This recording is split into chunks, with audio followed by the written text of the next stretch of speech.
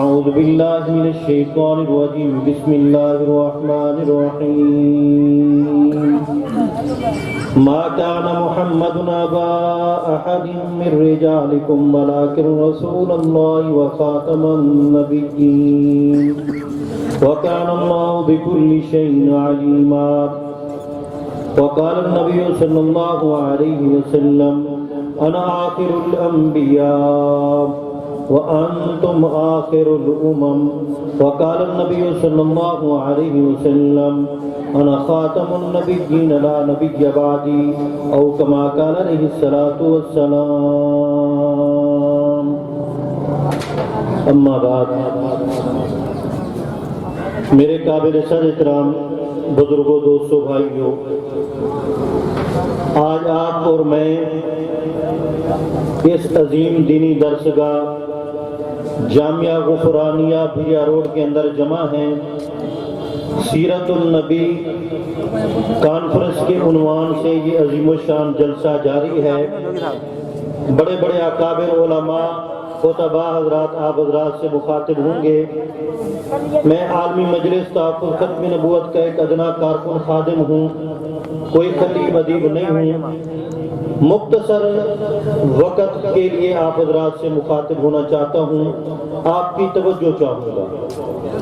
میرے بھائیوں، اللہ رب العزت نے کم و بیش 1,24,000 انبیاء علیہ السلام رسول دنیا کے اندر مبعوث فرمائے بھیجے۔ ہر نبی نے اپنی امت کے لوگوں کو اللہ رب العزت کی وحدانیت کی تعلیم دی، راہ حق کی طرف بلایا۔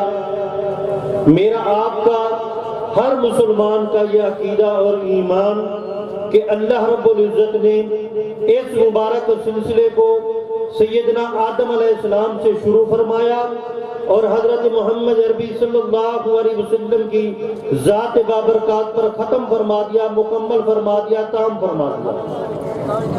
میرا آپ کا ایمان کہ اللہ رب العزت کے آخری پیغمبر حضرت محمد عربی صلی اللہ علیہ وسلم کے بعد قیامت کی صبح تک کسی بھی درجے میں، کسی بھی مفہوم میں، کسی بھی معنی میں نیا نبی رسول پیدا نہیں ہوگا، نہیں آئے گا۔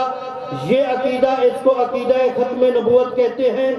یہ ختم نبوت کا عقیدہ قرآن مجید فرقان حمید کی 100 سے زائد آیات مبارکہ سے ثابت، محمد عربی صلی اللہ علیہ وسلم کی 210 سے زائد احادیث مبارکہ سے ثابت، حضرات صحابہ کرام رضوان اللہ تعالی علیہم اجمعین کا سب سے پہلا اجماع اس عقیدے پر ہوتا ہے۔ اور صرف یہی نہیں، میں آپ کو یہ باور کرانا چاہتا ہوں، آپ ختم نبوت کے تحفظ کی تاریخ پر نظر ڈالیں تو غزوہ بدر کے اندر 313 صحابہ میں سے جو صحابہ شہید ہوئے وہ 14 صحابہ شہید ہوئے، اور سب سے پہلے جنگ جو مسیلمہ کذاب کے خلاف جنگ کے موتا کے اندر لڑی گئی، میں آپ کو یہ کہنا چاہوں گا کہ یمامہ کے میدان کے اندر مسیلمہ کذاب کے مقابلے کے اندر یہ جو جنگ لڑی گئی، سیدنا صدیق اکبر رضی اللہ تعالیٰ عنہ کے زمانہ خلافت کے اندر اس جنگ کے اندر جو یمامہ کے میدان میں لڑی گئی، 1200 صحابہ کرام اور تابعین نے جام شہادت نوش کیا۔ یہی نہیں، توجہ سے بیٹھے، 700 صحابہ کرام، ان صحابہ میں سے، ان شہداء میں سے وہ قرآن کے حافظ، وہ حدیث کے حافظ، وہ بڑے عالم، وہ بڑے قاری۔ اور یہی نہیں، آگے چلیں، وہاں بدر کے میدان میں 14 صحابہ شہید ہوئے تھے اس جنگ کے اندر جو حضور کی ختم نبوت کے تحفظ کے لیے لڑی گئی۔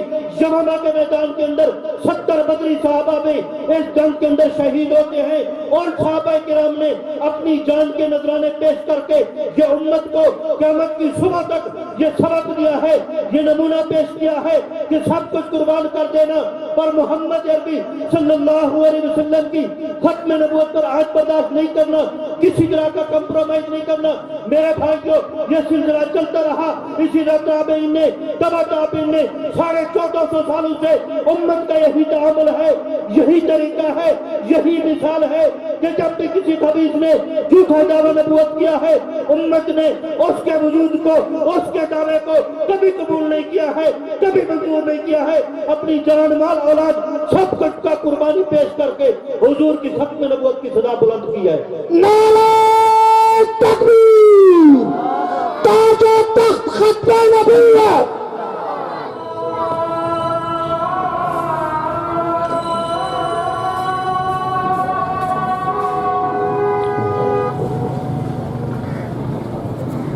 میں عرض کر رہا تھا یہی سبق ہمارے اکابرین نے 1450 سالوں سے امت کو دیا ہے کہ کوئی بھی جھوٹا آئے، کوئی بھی کذاب آئے، وہ چاہے مسلمہ کذاب ہے، وہ چاہے اسود انسی ہے، وہ چاہے مرزا غلام احمد قادیانی ہے، چاہے وہ ریاض احمد گوہر شاہی ہے، چاہے وہ بہاءاللہ ایرانی ہے، کوئی بھی ہے، کوئی جھوٹا دعویٰ نبوت کرے یا جھوٹے امام مہدی ہونے کا دعویٰ کرے، آپ نے اس کے سامنے شیشہ پلائی ہوئی دیوار بن جانا ہے۔ سب کچھ قربانی دے کر بھی ان کا اپنے ایمان کا، مسلمانوں کے ایمان کا تحفظ کرنا ہے۔ میرے بھائیوں، میں آپ کو لے کر چلتا ہوں لاہور کی سرزمین پر، جب قادیانیوں نے ہمارے اس ملک کے اندر جو ملک پاکستان کلمے کی بنیاد پر لیا گیا، اس کی ہماری بدقسمتی کہ اس ملک کا پہلا وزیر خارجہ وہ ظفر اللہ قادیانی بنا۔ قادیانیوں نے انگریز نے ان کی پوسٹ پڑھائی کی، پہلا وزیر خارجہ جو بیرون ممالک سے رابطے کا کڑی اور سلسلہ ہوتا ہے وہ قادیانی کو بنا دیا۔ میں آپ سے پوچھنا چاہتا ہوں، قربانی دی مسلمانوں نے، سب کچھ گھر بار لوٹے گئے، اس نے برباد ہوئی، پامال کی گئی مسلمانوں کی۔ مسلمانوں نے یہ ملک کیوں لیا؟ پاکستان کا مطلب کیا؟ لا الہ الا اللہ، تاکہ ہم اس میں اسلامی نظام کو لائیں گے، اسلام کے مطابق یہاں قوانین ہوں گے۔ لیکن بدقسمتی سے پہلا وزیر خارجہ وہ قادیانی بن گیا۔ پھر اس نے اعلان کیا کہ 1952 کا سال پورا نہیں ہوگا کہ پورا صوبہ بلوچستان وہ قادیانی اسٹیٹ بن جائے گا، اسی طرح دوسرا صوبہ، تیسرا صوبہ، ہم پورے پاکستان کو قادیانی اسٹیٹ بنا دیں گے۔ امیر شریعت سید عطا اللہ شاہ بخاری رحمت اللہ علیہ نے اعلان کیا کہ مرزا بشیر الدین محمود تو اعلان کرتا ہے کہ 1952 نہیں گزرے گا، ہم صوبہ بلوچستان کو اور پھر پورے پاکستان کو قادیانی اسٹیٹ بنا دیں گے۔ تو بھی اعلان کرتا ہے، میرا بھی اعلان سن، تو کہتا ہے کہ قادیانی اسٹیٹ بنا دیں گے، میں کہتا ہوں ختم نبوت کی اسٹیٹ بنا دیں گے۔ پھر تاریخ دیکھتی ہے، تاریخ نے دیکھا 1953 کے اندر ہزاروں کی تعداد میں مسلمان شہید ہو گئے، صرف اس نعرے کی پیداش میں کہ انہوں نے صرف یہ صدا بلند کی تھی کہ تاج و تخت ختم نبوت زندہ باد۔ آپ سب بھی کہہ دیں تاج و تخت ختم نبوت، تاج و تخت ختم نبوت، تاج و تخت ختم نبوت۔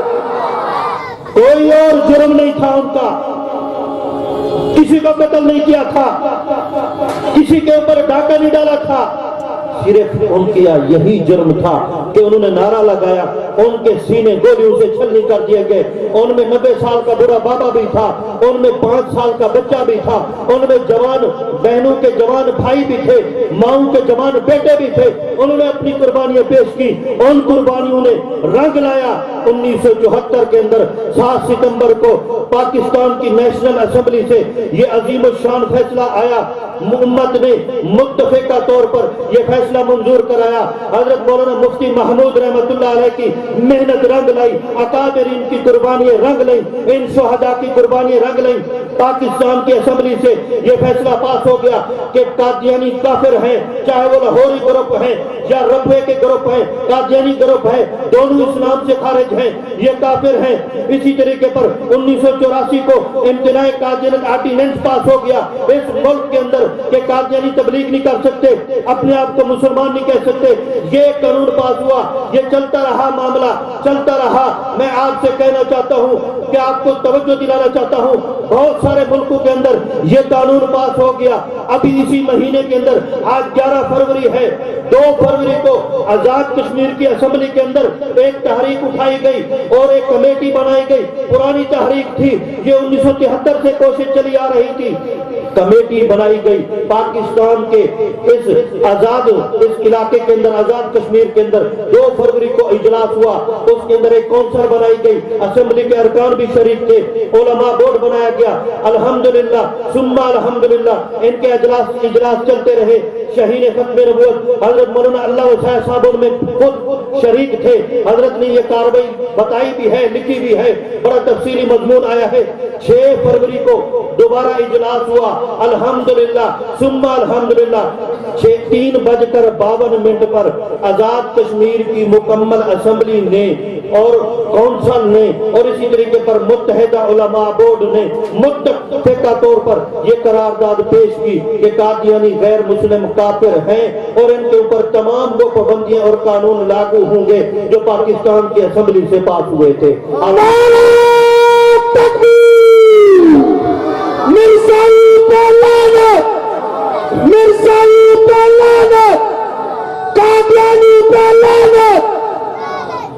ابھی 6 تاریخ جو گزری ہے اور 5 تاریخ کو آپ نے دیکھا ہوگا, 5 فروری کو پورے ملک کے اندر پاکستان میں ریلیاں نکالی گئی, خصوصاً جمعیت علماء اسلام کی طرف سے اور دوسری جماعتوں کی طرف سے ریلیاں نکالی گئی یوم یکجہتی کشمیر کے لیے, کشمیری مسلمانوں کی ساتھ ہمدردی کے لیے.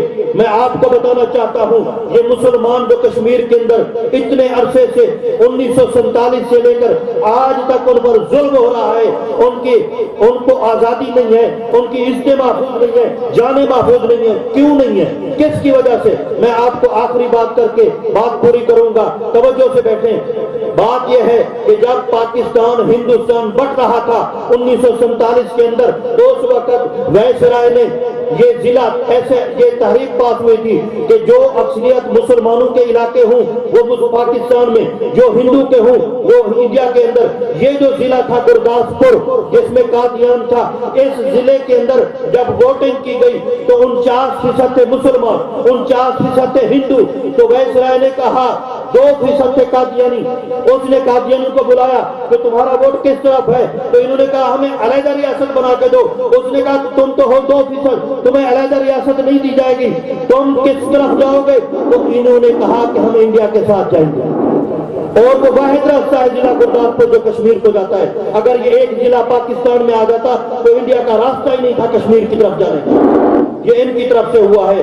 نماز کا وقت ہو رہا ہے, آپ جب سے آخری گزارش کروں گا قادیانیوں کے ساتھ مکمل بائیکاٹ کریں, ان کے اداروں کا مصنوعات کا مکمل بائیکاٹ کریں, ختم نبوت کے تحفظ کا کام کریں گے. دعا ہے اللہ تعالیٰ اس ادارے کو دن دگنی رات چگنی ترقی نصیب فرمائے اور تمام ساتھی کی محنت کو قبول فرمائے, ہم سب کو ختم نبوت کا چوکیدار بنائے.